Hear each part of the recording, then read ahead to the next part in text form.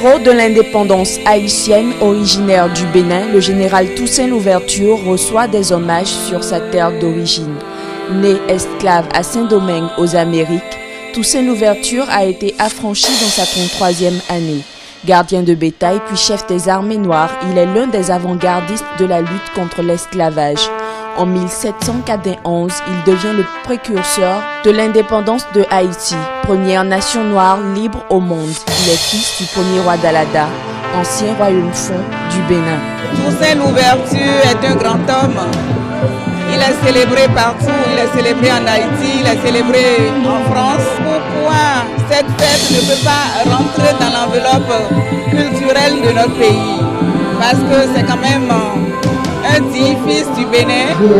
La commémoration de cette journée de Toussaint Louverture permet, à mon avis, aux jeunes béninois de savoir puiser dans la vie et dans l'expérience de Toussaint la bravoure, disons, la foi en soi-même. Défenseur de la libération des esclaves haïtiens, il est devenu une figure historique dans le mouvement d'émancipation des Noirs en Amérique et symbolise le lien fort qui unit le Bénin à Haïti. Toussaint Louverture, c'est le personnage le plus important dans l'histoire d'Haïti et même dans l'histoire de la lutte de l'émancipation pour la race noire. Donc c'est un personnage très vénéré en Haïti. Et d'ailleurs chez nous, chaque 7 avril, il y a une cérémonie de dépôt de gerbes de fleurs à la statue de Toussaint Louverture. À travers le monde, de nombreux monuments portent le nom du père de l'indépendance haïtienne. Pour lui rendre hommage, la ville d'Alada compte s'atteler à reconstituer son arbre généalogique et un musée pour retracer son histoire. Je suis Koum, un Africain qui voyage à Haïti depuis 35 ans. Laissez-moi vous dire, mes frères, Saoubona, Abantu, Zolo, Haïti, c'est un pays que j'aime beaucoup. Et pour vous dire, c'est la première fois que je me trouve dans une situation vraiment embarrassante en Haïti.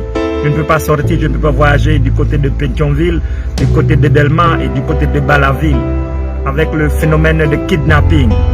Mes frères, laissez-moi vous dire, quand vous kidnappez, vous pouvez kidnapper même le professeur de votre enfant. Et qui va enseigner votre enfant?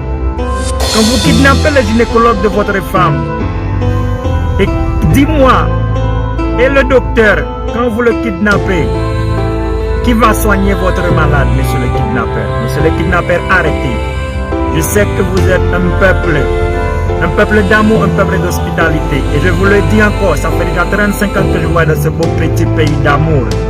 Un pays d'eau, un pays d'arbres, un pays d'oiseaux, un pays d'énergie, un pays de force. Mes frères et sœurs haïtiens, la paix. Uxolo, ça se dit dans la langue de mon pays. À vous rappeler, c'était cool. Arrêtez, cessez de kidnapper. Aimons-nous les uns les autres, nous sommes tous frères. Et quand vous kidnappez, vous faites du mal à vous-même. Vous kidnappez le professeur, votre enfant restera sans éducation. Vous kidnappez le docteur et votre femme ne sera pas soignée. Votre famille ne sera pas soignée. Vous kidnappez l'agronome, vous kidnappez le cultivateur, vous n'allez pas trouver à manger. Arrêtez, cessez de kidnapper. C'est un message de la paix, un message d'amour, un message de frère. C'était comme depuis l'Afrique. Monsieur le Président de l'Union africaine, Mesdames et Messieurs les chefs d'État et de gouvernement, Madame la Présidente de la Commission de l'Union africaine, Monsieur le Secrétaire général adjoint des Nations Unies, Mesdames et Messieurs, chers amis,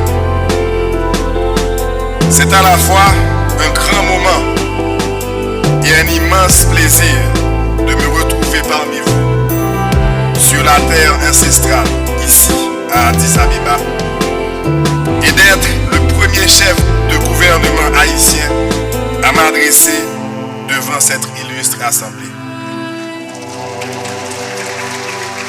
Quel honneur, quel privilège, quelle fierté pour Haïti d'avoir été choisi comme invité d'honneur.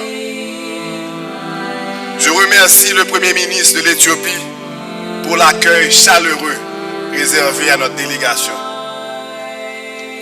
C'est pour moi une occasion historique de présenter au nom du président Michel Martelly et du peuple haïtien tout entier mes plus fraternelles salutations à tous les hommes, à toutes les femmes, à tous les enfants de ce merveilleux continent. J'adresse mes plus vives félicitations au président de la conférence des chefs d'État et de gouvernement et à la présidence de la commission pour la nouvelle dynamique qu'ils ont su insuffler à cette institution. Permettez-moi également d'adresser mes remerciements à tous les États membres de l'Union africaine qui ont contribué à la restauration et au renforcement de la démocratie en Haïti.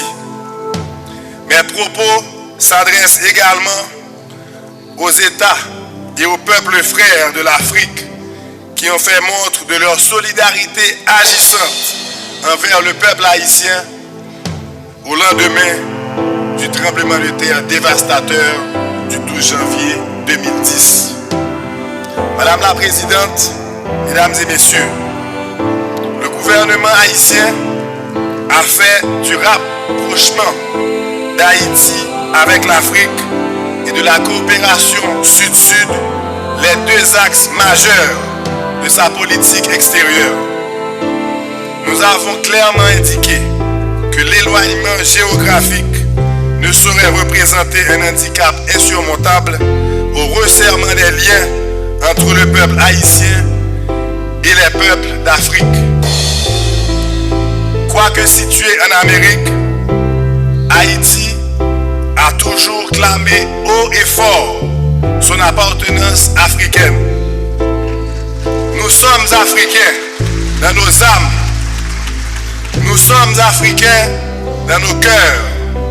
Et nous sommes africains dans nos mœurs. Il n'y a pas un Haïtien qui ne se sent pas chez lui en Afrique. Comme il n'y a pas un Africain qui ne se retrouve pas en Haïti. Et je me permets de dire que tous les héros qui ont préparé, qui se sont battus pour la révolution de 1804 ont été des descendants africains.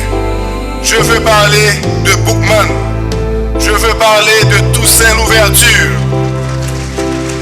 Je veux parler de Jean-Jacques Dessalines. Je veux parler de Capois la mort. Je veux parler d'Alexandre Pétion et de ces 500 000 esclaves, hommes et femmes, qui se sont vaillamment battus contre la plus puissante armée de l'époque pour nous donner la première république noire indépendante du monde.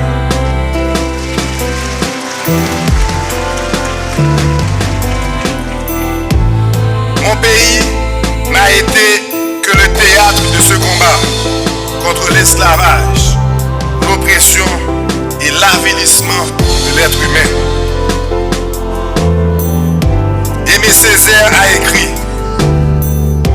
Haïti, pays où la négritude s'est mise debout pour la première fois et dit qu'elle croyait à son humanité. Un siècle et demi plus tard, ce flambeau allumé s'est étendu sur tout le continent africain. Madame la Présidente, Mesdames et Messieurs, je me tiens devant cette illustre assemblée ce matin pour porter un message du président